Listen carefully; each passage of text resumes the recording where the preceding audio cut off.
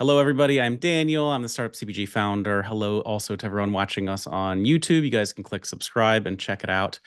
I'm really excited today. I am joined by Cristina from Wagon, and we've gotten to work with Wagon for many years now. And they've done some really cool design and branding work for a lot of brands in the community. And I just also have gotten to work with Cristina on doing branding for projects, even like outside of CPG. She helped with some of my other projects as well. And I really love the topic of just figuring out the early stuff about brands, the design, how you're going to talk to people about a brand, how you're going to communicate it to your consumers and bring this vision of yours live. So I'm really excited that Cristina has put together a really cool presentation to just help you understand how they think about these things. And I think we're going to learn some cool stuff along the way. So Cristina, Wagon, I'm going to pass it over to you. Do you mind just starting with an introduction about you and what you do? Sure.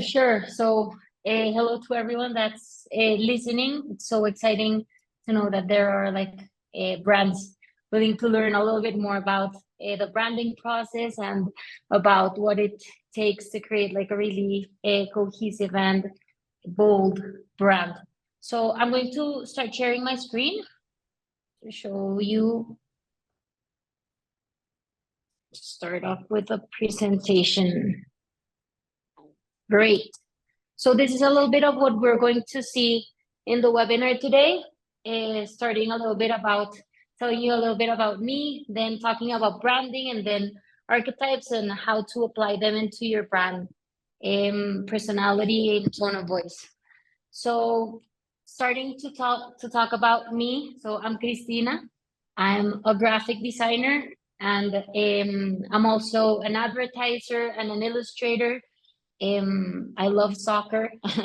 I'm a soccer player. I'm Colombian, and I live in Colombia. You may think that Colombia is in the tropics, so this should be super warm. But as you can see, it's raining, pouring rain right now.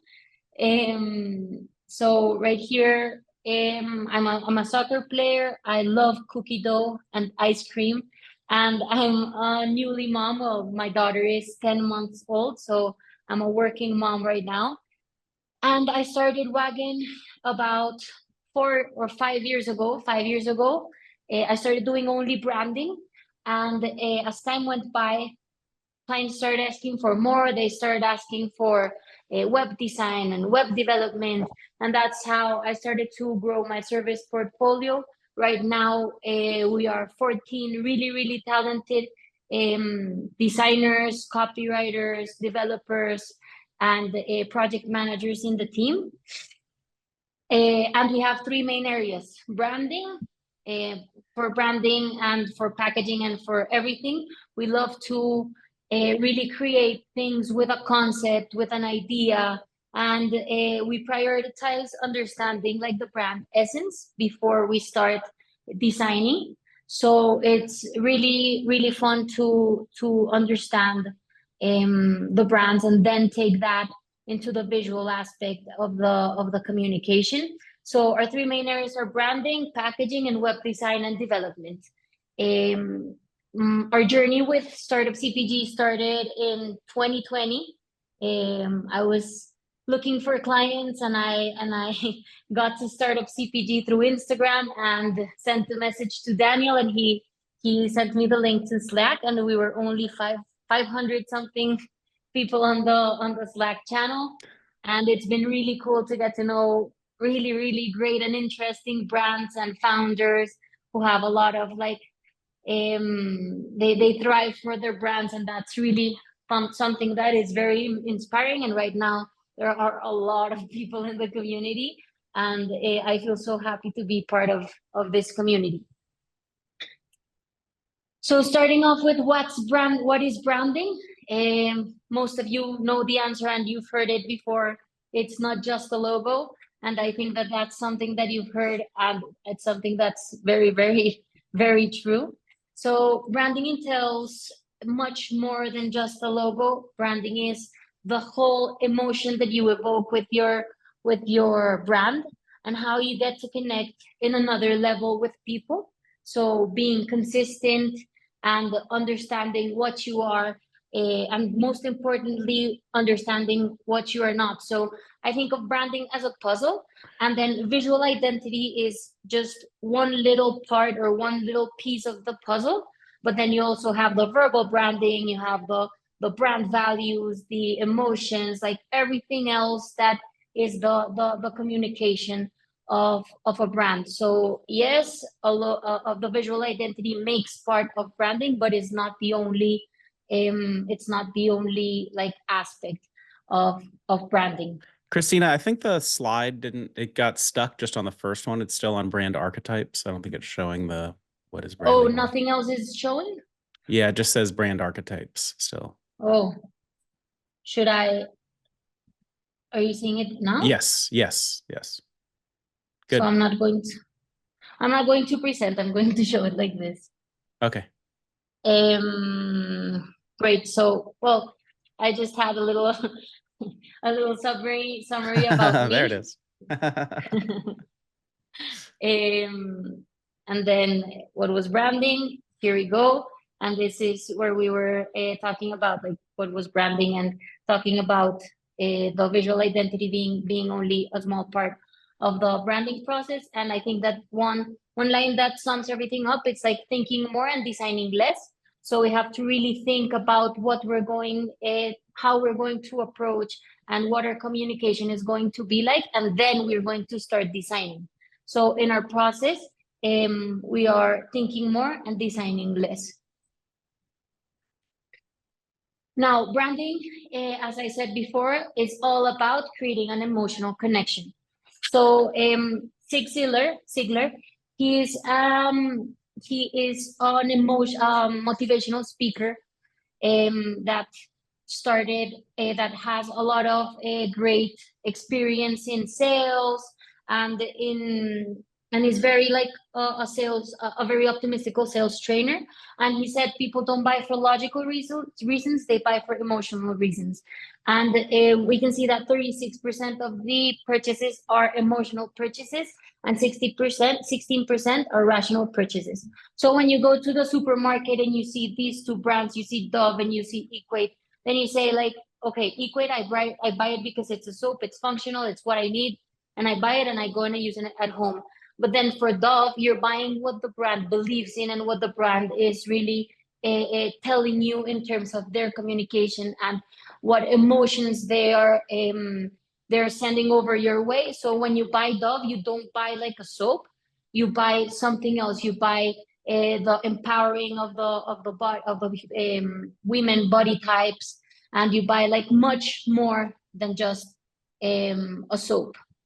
So I think that that's something very important, and that's something that you achieve with good branding and with good with a good approach to what your brand personality and archetypes could be. Now, what is an archetype? It's basically human behavior. So the archetypes are universal behavioral patterns. They were stated by Carl Jung. Carl Jung is psychiatrist and a psychoanalyst that was born in 1875, a lot of time ago. And he founded what's called the analytical psychology, and he created the archetype concept. It all began by the theory of the collective unconscious, and it's that we all have like these like symbols and memories that have been passed on throughout the different generations, and we share them all, and that they shaped our behaviors. And that took him to create the archetypes, which are basically like the categorization of the different types of behaviors and different patterns of behaviors that we may have. So all of us can be cataloged into the archetypes, and I know that I'm the jester, I'm the caregiver. Like I know which archetypes I represent, and that's also a very interesting exercise that you can do, is to do this same exercise that we're going to do with your brand, but do it for yourself. And it's really cool to really understand like what you represent and what you thrive for. Later on, Mark and Carol S. Pearson introduced the archetypes into branding and marketing. So Carol S. Pearson, she's a psychologist, and she decided to start to connect these archetypes to branding and to marketing. And Margaret Mark, she's a branding expert and a marketing expert, and they decided to come together to create this like book. It's called The Hero and the Outlaw, and it talks about how brands really need like to represent certain values and certain emotions to connect better with people. So they are the ones that started to turn these archetypes of that were created by Carl Jung and turning it into something that's used today in branding and marketing. Great. So these are the 12 archetypes. We have the creator, the innocent, the sage, the explorer, the outlaw, the magician, the hero, the lover, the jester, the everyman, the caregiver, the ruler. And the outer circle are the archetypes. Then the circle in the middle, the inner circle, is the goal that they share, or the goal that they have. And then the circle, the middle circle, the one that is in black, is how they're going to achieve that. So let's say the ruler is looking to provide structure, and he's going to do it throughout control. So the creator, the ruler, and the caregiver have the same objective, but they're going to approach it in totally different ways. And that's what's going to define how they're going to do things, how they're going to communicate things. I'm going to go deeper into some examples. So starting by the jester. The jester is very, very playful, very witty, spontaneous. He wants to entertain, to bring joy. His greatest fear is to be boring, to be ignored. The gestures here like to lighten the mood. And you can see it here in the brands that I said as examples. Prickly is a brand that we did here at Wagon, and it's a startup CPG brand. So Prickly is a brand that really has a lot of puns. It's very, very like lighthearted and what wants to entertain and make everyone like feel happy and laugh. And then we have Old Spice, which is also a brand that surprises a lot, has a lot of surprises. It's very like random and also makes you laugh. So what I wanted to do with these two brands is show you the difference between two brands that make part of one same archetype.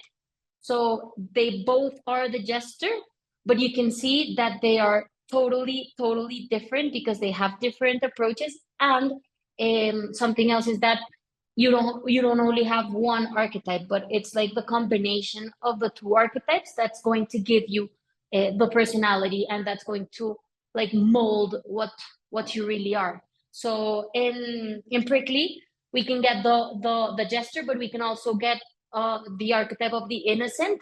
So the innocent is a very optimistic, like joyful brand. So it combines with the jester in a way that it's like a very happy, like extremely happy brand.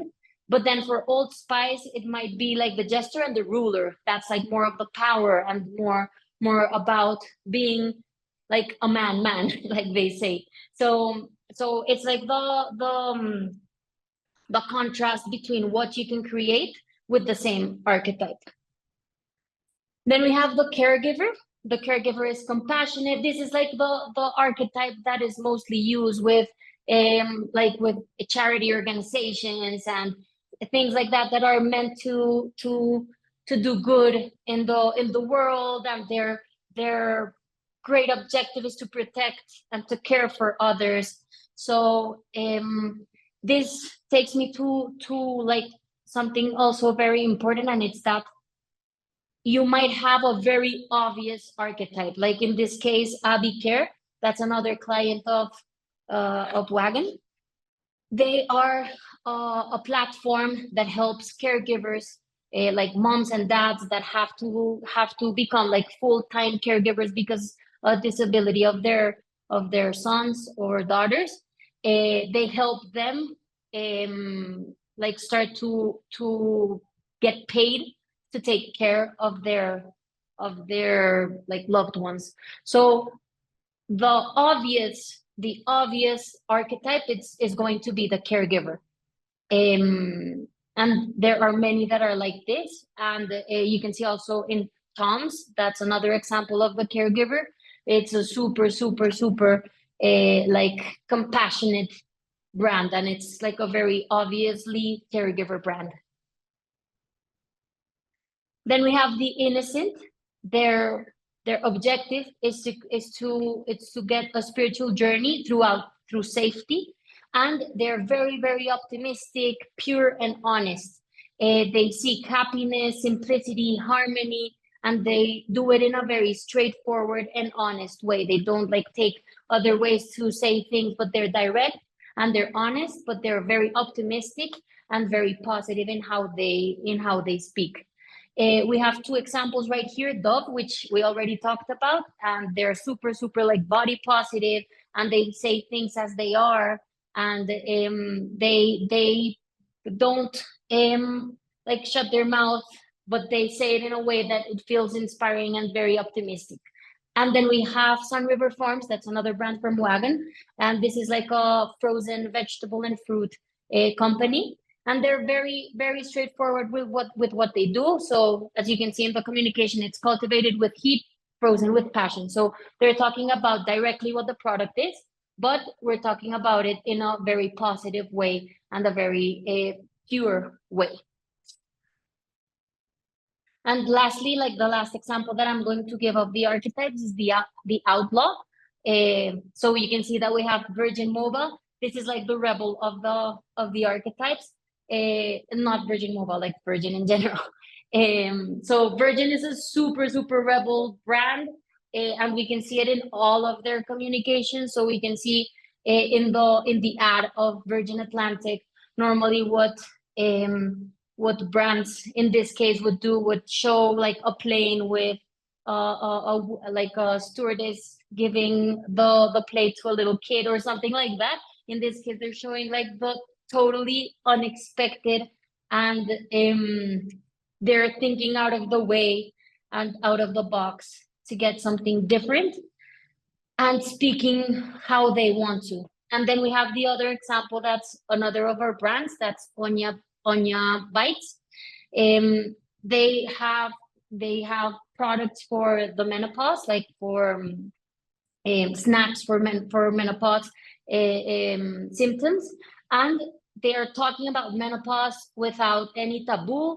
They're leaving aside like that a great taboo that menopause has, and they want to talk about it like as what it is, that it's something super normal that happens to absolutely everyone. Like as we said in one of the posts that we have, it happens to everyone with a vagina, and that's like the way that they speak, and that's like something that we really loved about creating this brand. Cristina, just to put you on the spot, what are the archetypes for Startup CPG? Oh, I don't know. Let's think about them. I think that maybe the sage. If anyone has a guess, put it into the chat here. I would say the sage and the magician, or maybe the root. Oh, that's interesting. All right. I was thinking like sage and maybe caregiver, but yeah. All right. It's creator. All right, cool. By the way, if any of you guys have, hero. All right. I can be I like hero. baby. I like hero too. I was between magician and hero. All right. Thanks guys. All right. And yeah, I'm super curious if any of you guys feel like you know what yours are. Throw those in the chat too. I'd be curious if this is resonating with you guys, or if you see any on there that maybe you can take a little screenshot of this if any of you feel like those are yours. I'll be sending over like I have a presentation that I created so that you can fill out everything, and it's easy for you to choose what your archetype is for your brands. All right. Great. So the benefits of using archetypes. something very important is to create the connection. I think that we've already talked, like I've already talked about this, but we want to connect to the consumer, and the best way of doing it is like representing what the consumer believes in. So it's the point of connection between the brand and the consumer. Then understanding what your focus is and creating a cohesive communication around that. So if you know what your objective and what your goal is, and you know what your style of communication, what your personality, your tone of voice, and obviously your archetypes are, you're going to have a cohesive communication around that. So that's a really huge benefit, if not the best one. And it's to understand how you're going to get to your goal. And then loyalty. So it's very, very important externally, because if people feel like represented by a brand, they're going to be loyal. But there's also the internal loyalty. So if your employees believe in and know what your archetypes are, know what you stand for, they're going to definitely represent that. It's like very, very important for everyone in your organization, in your company, to know what you stand for, what your values are, what your archetypes are, what your personality is, so that they can represent it and like own it. So there's an example for that. And if there's like an organization or a charity, and they have a call center, and you call, and then there's a person being like the person in the call center is super dismissive, they are not very nice, and you're not going to feel like the connection that you should feel. If this person that answers the call center knows what the brand stands for, knows what the values are, knows the archetypes, knows what the personality, everything else, they're going to communicate in a way that's cohesive with what the brand is as a whole. So it's all about like loyalty, not only external, but also internal. Now, the dangers of using the archetypes. Obviously, these are some dangers if you misuse them.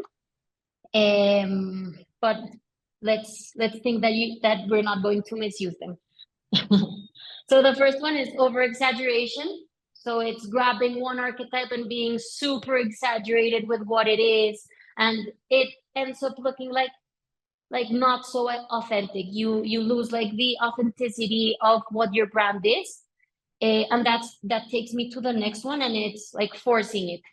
If I don't know, if you are a sneaker brand and you as a person really love a certain archetype and you try to push it into your brand and it just doesn't fit the category, it's going to be forced, and it's also going to be like inauthentic, and it's going to lose like the purpose. So it's going to look forced, and it's not going to generate the connection that we want to generate with the archetypes. It's going to go like the other way around. And then we have the cultural context. It's very, very important to have a cultural context, because it's very different if you think about, let's say, a soldier in the US than a samurai in Japan. It's very, very different, even though it's like the same idea, it's very different culturally.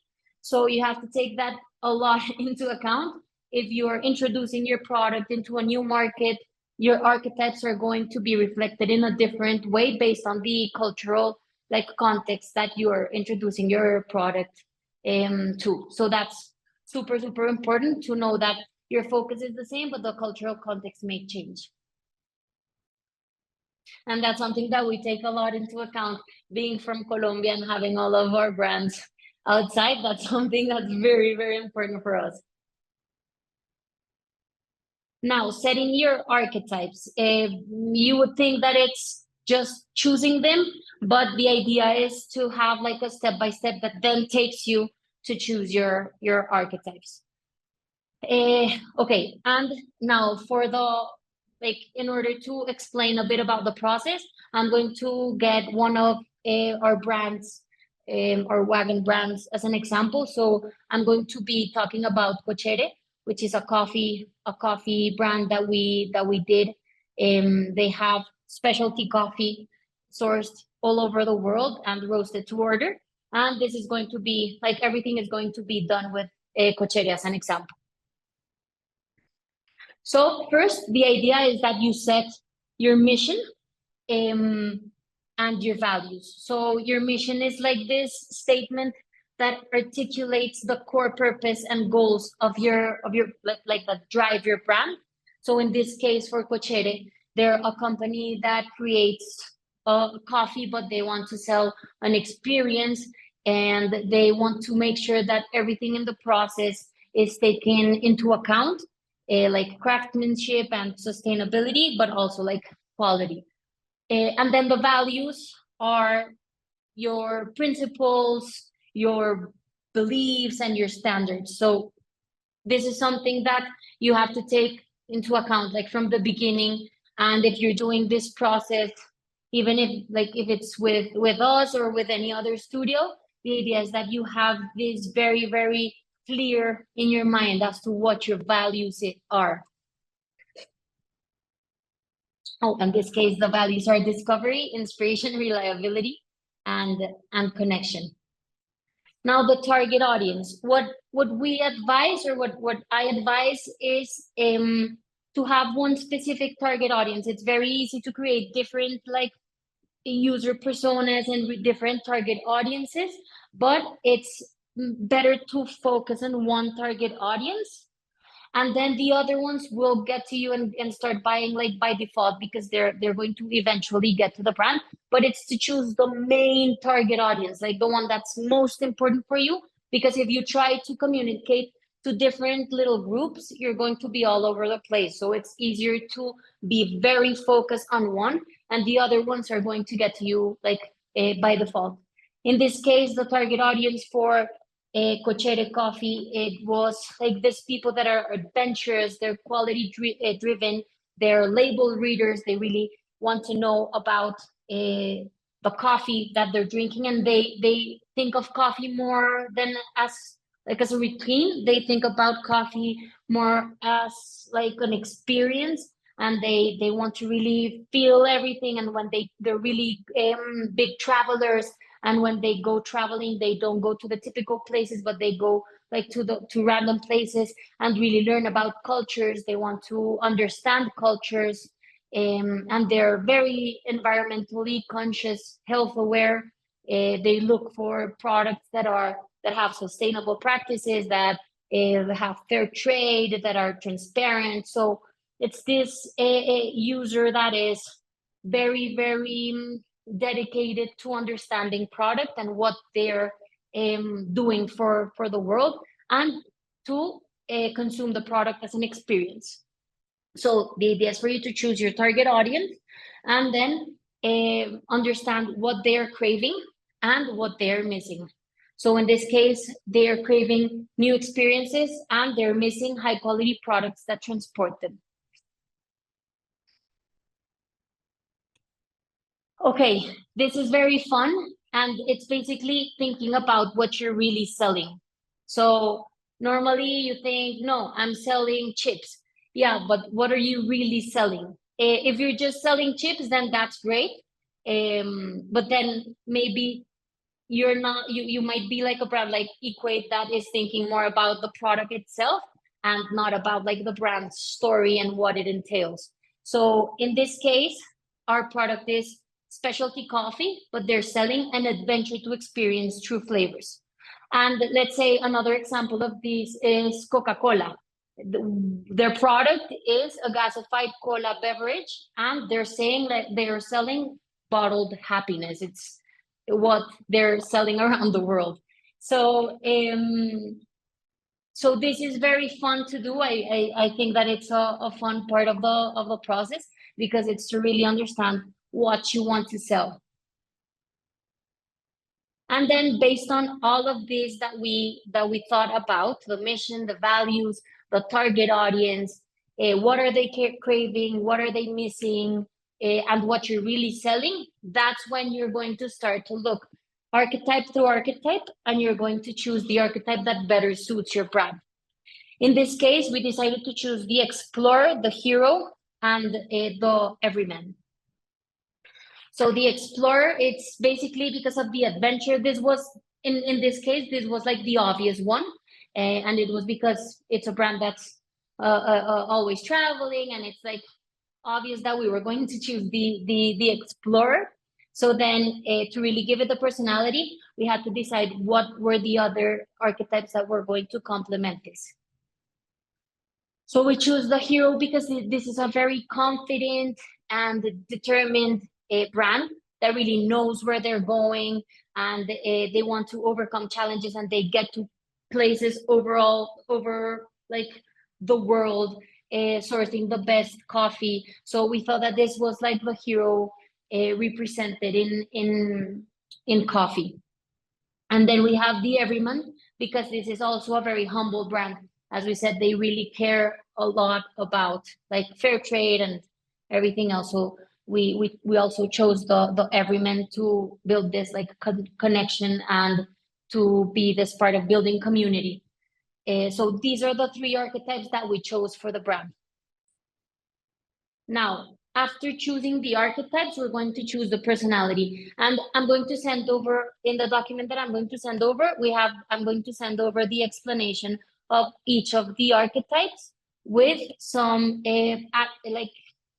personality descriptors per archetype, so that you can take into account. Because the idea is that you get to see which are the general adjectives that represent each of the archetypes. You can choose some of the ones that work for your brand, but then you have to really think like what's the best thing for your brand. Maybe the best thing is not to just use the word curious and adventurous and confident, but really understand, based on this, like as an idea, what words are really going to work for your brand. So an example for this is, let's say we have a New York-based brand that really wants to convey like the New York street style and the New York feeling. So the personality traits might be one way, like these standard words. But when you're going to write down the words that are actually going to be the personality traits, it would be cool for you to look for New York slang and to find words like descriptors that are New York slang and that already represent how your brand speaks in what your brand personality looks like. And that's a way to start like imposing what your brand is going to speak like and what your brand is going to be like. So in this case, we chose these ones as reference, and then we decided to go with these ones right here. So we chose authentic, worldly, ethical, and adventurous. We felt that those 4 words represented everything that we saw in the general ideas of personality. And then we have the tone of voice. We go through the same process. We see which words represent each of the archetypes, and we understand which ones work with the brand that we are creating, and how we want to speak, and how this is the moment where we choose how we want to connect and communicate with the brands. So in this case, we chose these 4. So it's passionate, outgoing, trustworthy, and knowledgeable. Many times the tone of voice is going to complement the personality. So the personality is obviously how you are or who you are, and the tone of voice is how you speak. So many times these are going to be connected one way or another. If you have a personality trait like such as worldly, how you're going to represent that in your tone of voice. So in this case, the ethical can be described in the trustworthy tone of voice, and the authentic can be represented by the knowledgeable. Like there's like a connection right there that you can get from the personality to the tone of voice. Now putting them to use. How do we get those and put them to use? We start by creating a reason why. So the reason why is like the backbone structure of your brand. And this is, in this moment is where we start creating like the concept behind the brand. And this then becomes like the visual aspect of the brand. So normally the reason why we use it as a, like as the backbone of all of the branding process and all of the branding like visuals also. This is what we want to communicate, and this is what the brand exists for. So in this case, we wrote the reason why we exist: to discover, capture, and reveal the authentic essence of every place. This is a phrase that summarizes everything that we want to communicate in one simple phrase. And this phrase is not meant to be communicated to the final consumer. This is like internal. This is for us to know where we want to take the brand to. And then when you have the reason why, you start thinking about what's your personal taste and what are the brand needs. And this is something that tends to happen a lot. And it's like, I really like pink. Yeah, but your brand needs go more towards like these earthy colors and these like earthy look and feel. So you have to really like set your mind and think about what's your personal taste and what are your brand needs. In this case, this wasn't the case. This was just like an invented situation because the client didn't have this personal taste. But if the client had like this cartoony and really pop colors personal taste, we would have to tell him like, dude, yeah, but your brand needs are more earthy and are more like speaking towards like the soil and what the coffee really is. So that's something that it's more of a like an advice for you to take into account and to really be able to be objective and divide what's your personal taste and what your brand needs are. And sometimes they're going to be the same. So that would be super, super amazing. And then lastly, what you're going Cristina, to do. I just wanted to ask you, like, Yeah. if you're a founder and you're creating a brand, how important is it for the brand to be like you? You know, because like you are going to be out there representing the brand, and somebody like, okay, somebody could give me branding that's like the thing on the left, and I wouldn't know what to do with it. Is that just unlikely to happen because I'm not going to create a brand that's so unlike me that it would be like that? Or do people end up with brands that it's even hard for them to really embody in an authentic way? Obviously, it has to be something that you like. But sometimes it depends a lot on the product and what the product like entails. We have right now a client that's a chef, and he wants to be represented in the product because he is the product. So when he filled out the brief, he was speaking about himself because he is what the product envisions. But there are other products that are, I don't know, like a medicine or something like a supplement. Sometimes it's very difficult to break that like line and be taken seriously if you're going to do something that's totally opposite of what the category looks like as trustworthy. So I believe that it depends a lot on the client, but it is very, very common to see the actual founder on the branding. Yeah. It is very common. I've been through some of these processes, and it feels like when you see the thing that's the right thing, you're like, yeah, that's who we are. That's who we are. Not like that's who we want to be. Yeah, let's be that. It's like, yes, you got that. That's who we are. Exactly. And I think that's what I mean by taking into account personal taste. And it's that, like, let's say me, I really love this type of illustrations, and I'm not going to use them in Wagon because then all of the attention would be directed to the illustrations and not to my clients. And what I want is for people to go into our website and see our projects, not our illustrations. So maybe that's an example of where we can set the limits and say like, okay, I can have like this line and draw a line and say, okay, I love this style, but it's not the moment to use it in my brand. Okay.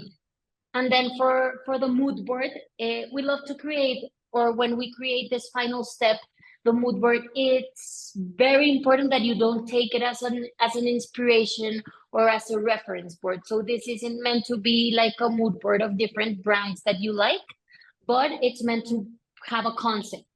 So it's like a look and feel. It's not only references, but it's textures, architecture, nature, everything that inspires the concept that you want to communicate. In this case, we looked at everything that is here in the left. We looked at the archetypes, we looked at the personality, the tone of voice, the reason why, and most importantly, we looked at the reason why. And we wanted to show the importance of the different soils in the different parts of the world, and also the aroma of the coffee represented in a way. So that's why you can see that we chose images like of topographic maps that have a lot of lines that could represent like the essences and the aroma of the coffee. So it's this concept talking about the source of the coffee, and then the coffee being roasted and being consumed by the final like customer. And this aroma and this smoke is going to be turned into the topographic map. So it's this relationship between both. And the color palette is also like a pretty earthy color palette with a pop of color to represent like this everyman archetype that we had right here. Now I'm going to show you other examples of our work, starting with Cochere, so that you can see the final the final design for Cochere. Cochere is a like a word that it's very difficult to pronounce. We have a video of how to pronounce it. I even think that I'm not pronouncing it well right now, but it's something like Cochere or something like that. That is super difficult, but I call it Cochere because it's simpler for me at the moment. So as you can see, this is the final result for Cochere. The logo shows a compass and also a coffee bean in the center. There are various versions of the logo, and the graphic is the topographic maps of each of the places where they source the coffee. So each of the labels have the topographic maps of the places where the coffee was sourced, and it's made with like with an intervention of the actual logo in different colors, and with another type of map on top, creating like this texture that makes you feel like if you were like exploring different soils and different parts of the world. So we wanted to do this brand like as a whole experience, and as if you were navigating through the world with Cochere. For them, we did branding, packaging, and web design. So it was a really, really fun process. We're still working with them, and it's been a really fun process. So Cristina, you have these archetypes that you've picked, and you got the personality, the tone of voice, and how does that lead you to the logo, for example, like the choice of the font and like, how you framed it there, and then having like, how do you get to the point where you figure out having like the icon in the middle and all of that stuff? Is that because you started with a different theme, or like, how do you get there? That's when we start to just sketch on paper and start to sketch a lot, and start to see from all of the sketches that we have what is really connecting with the reason why, with the archetypes, with the personality. So we go through a lot of options. Like when I say a lot, it's like really a lot of options to get where, like to a point where there's something that really communicates is like specifically what we want to communicate. And this was the case. We went through different, like this logo started by being like some hands creating a coffee bean, because we wanted to talk about like the fair trade and like the process of the coffee. And then throughout like the journey with the client, it ended up being like the compass, because he wanted to center more on the places of the world. So it's also a very cool process with the client to really get to the place where things get at the end. Cool. Okay, so then we have this other brand. It's called Celso. They have aguas frescas that are like a typical beverage Mexico, and they sell them in the US. So they wanted to create a brand that was authentic from Mexico, but introduced into the US market. So it had to have this balance between both. And it was a really cool process, because what they said was that they wanted the brand, in this case, specifically talk about what you were saying before. The client said, I'm the founder and I want this brand to really represent what I am, because I am Celso. That's what she said. Like, I am the persona that I want to person in the brand. So in this case, we create this bold brand that spoke for itself. The archetypes were the lover and the magician. The magician being like doing what already exists, but doing it their way. And that's like basically what she did. It's aguas frescas with like a functional benefit, because they have vitamins. So it's a really, really cool brand. And we also have, in the tone of voice, we have the Spanglish as part of the tone of voice. In the personality, most of the words were in Spanish for the personality that we chose. But for the means of this presentation, I left them in English so that you could all understand what we wanted to portray with the brand. But it's like a pretty spicy brand that really looks tasty and familiar and evokes like party. So that was the idea with Celso, and also like to communicate that it was like a Mexican brand. Cristina, maybe because I just want to make sure everybody also gets to hear about how you guys work with people. So Wagon, they're our partner for a long time. They do all of the cool stuff you see on our Instagram. Can you tell people a little bit about what it's like to work with you and what kind of services you give? And I'm just putting an email for you guys in the chat. Yes, sure. And right here, like in the document that I'm going to send over, you'll have the email so that you can write directly.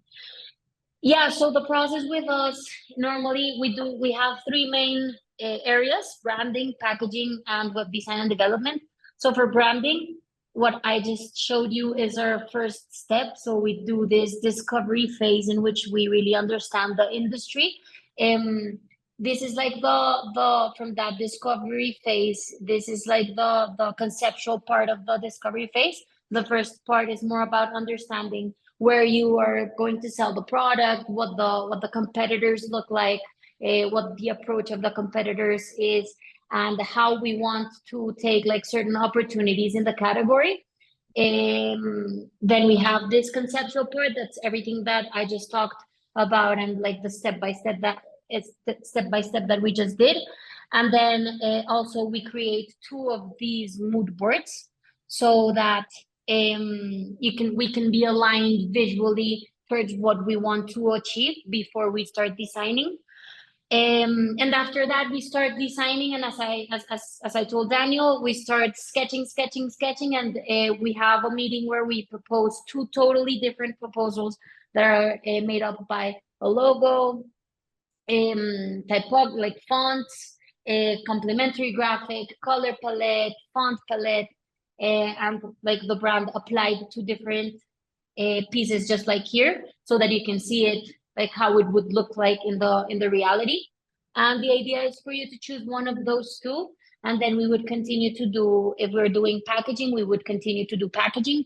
And then after doing packaging, we do the brand book. So the brand book is a very bold and strong document that includes everything on how to use the brand. So everyone that comes in contact with that document is going to know exactly how to use the brand, not only visually, but also in terms of like the verbal aspect of the brand. So that's like the final deliverable for the branding process. For the packaging process, the final deliverable are the ready to print files. And we obviously, it's in our interest that the final result is the best one. So we will get in contact with the printer if you have any issues, and the idea is for the product to look exactly as we designed it digitally. And then we have the web design and development area in which we design websites from scratch. We don't use templates. We like to design everything like based on what the brand like branding is and what the brand believes in. So we create the website from scratch. And we balance a lot like functionality with design. So we have a lot of animations, a lot of interactions, a lot of cool like transitions, but always putting them in a balance with functionality so that it also converts into sales. And then after designing, we develop the site ourselves. Normally when it's e-commerce, we develop in Shopify. If it's more of an informative page, we develop in WordPress or in Webflow, whichever the client may prefer. But that's sort of what the web process looks like. The web process is a process that is like 3 months plus time. It depends a lot on the complexity of the site, but it's about that. And it starts like $9,000 to, it can get until like $17,000 if it's a very complex site. We have also for the packaging and branding, they also range between $6,000 to $10,000 more or less for those process. Okay, so you said, sorry, you said branding or like packaging can be 6K to 10K for branding. For branding, yeah. Okay. Yes, exactly. Cool. Exactly. And yeah, so I dropped the email if anyone wants to reach out, but Wagon's prices are very reasonable and they do great work. So we love them as a great partner for early brands. Do you want to show that last example, I think, on Jack and Friends, another one of our community brands? Jack and Friends, yeah, other of the Startup CPG friends. They the archetypes for this specific brand was the explorer and the creator. And it's a really fun brand because the client Jessica got to us with a concept already, like a solid concept, and her name was Jack and Friends, and it's like a jerky made out of jackfruit. So the idea was really fun because it was about Jack being the jackfruit and the different friends. So Tom is the tomato, Barb is barbecue, and Terry is teriyaki. So it was a really fun concept, and she came already with that idea. And we were able to turn this into a reality and create the characters and create everything it's like a whole universe of Jack and his friends looking for flavor and looking for the best ingredients. So it was a really fun exercise and also very fun of illustrative style. Cool. And that's basically it. Any questions from you guys? I know we kind of went through a lot of stuff pretty quickly. I didn't see any coming in, but if you guys have any here at the end, please drop them in. Otherwise, yeah, we'll send the deck so that everybody has it for reference. And so, Cristina, I guess you would say like everyone should go through this kind of a process to understand what their brand archetype is, whether it's with a partner like an agency. I see Alejandra has her hand up. If you can actually type your question, that would be helpful. Like just to help you think about it and like kind of know who you are as a brand, that'll help you work with a designer or just start figuring out how you want to talk about your brand internally. Yes, exactly. Cool. Alejandra, we're on the webinar mode, so maybe you could type your question or if anyone else has one. Otherwise, we can wrap up here. This is what I'm going to send over so that you can have it. I don't know if we can send it over, Daniel, to everyone that joined. Yeah, we can, for sure. Is that possible? Yes, we will send this out. Right here, I have like everything like for each of the archetypes. So we have the personality traits, tone of voice, and the like these specifications for all of the archetypes, and then like filling out all of what we saw in the call. Okay, we have one question. Somebody said they work with international brands. Do they need to change their branding if they enter the US market? we would need to see what you already have and it's going to behave in the Yeah. US market. It How depends it a sits lot. on shelf, right? Like look at the shelf Exactly. set. And I've seen some stuff Exactly. that It would depends do a very lot. poorly and some stuff that might be Yeah. cool with just some tweaks, right? Yes, exactly. Yeah. So I think it depends a lot on what you already have. Because it'll mean different things, right? The cultural context you were talking about, Hmm. something that might seem premium in one place could seem value Exactly. here based off. And that's not only culturally, like the premium aspect is very personal. And in that sense, the founder is very important in the sense that if there is a founder that finds X thing very premium, and we as a design studio have another vision of premium, eh, that's a Yeah. difficult like medium point to reach. All right. Thank you, everybody. We'll be sending out info and definitely get in touch with Cristina at Wagon if you would like to learn more about all the cool stuff that they do. They've done a lot of stuff for me all over the years, including even things like sales sheets and just lots of like ongoing design work that they can do really well and are just lovely people. All Thank right. you. Thank you, Cristina. Bye, everybody. Thank you so much. Thank you, everybody. Bye bye.